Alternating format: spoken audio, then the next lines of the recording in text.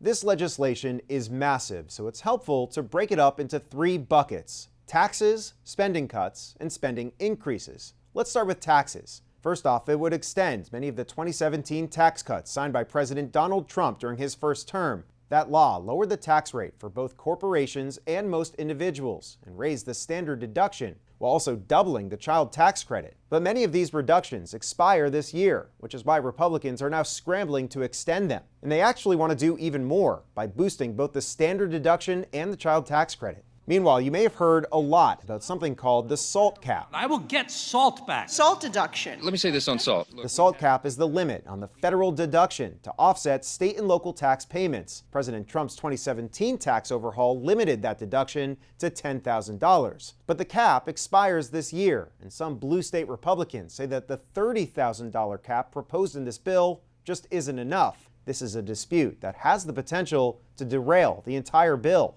Also in this legislation, a big campaign promise by President Trump. No tax on tips. No tax on tips. No tax on tips. The law eliminates taxes on both tips and overtime pay for most people. And all these tax cuts would reduce federal revenue by trillions of dollars, which is why Republicans are also proposing big cuts in spending. That includes imposing a work requirement on many able-bodied adults if they want to receive Medicaid.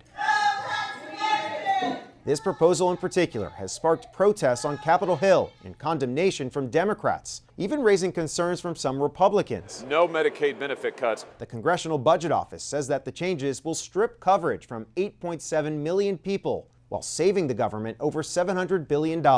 Other cuts include reducing federal spending on the anti-hunger program known as SNAP by transferring some of the costs to the states, eliminating the tax credit for buying electric vehicles, and ending President Joe Biden's student loan forgiveness program. Finally, this legislation adds spending in two big ways. It allocates an additional $140 billion for the president's border and immigration crackdown, including for the completion of a border wall, and increases defense spending by roughly $150 billion, including money for a so-called Golden Dome to defend the U.S. against missiles. Republicans can push this legislation over the finish line with a simple majority in both the House and Senate, but their majorities are razor thin, especially in the House, where only a few defections would topple this bill.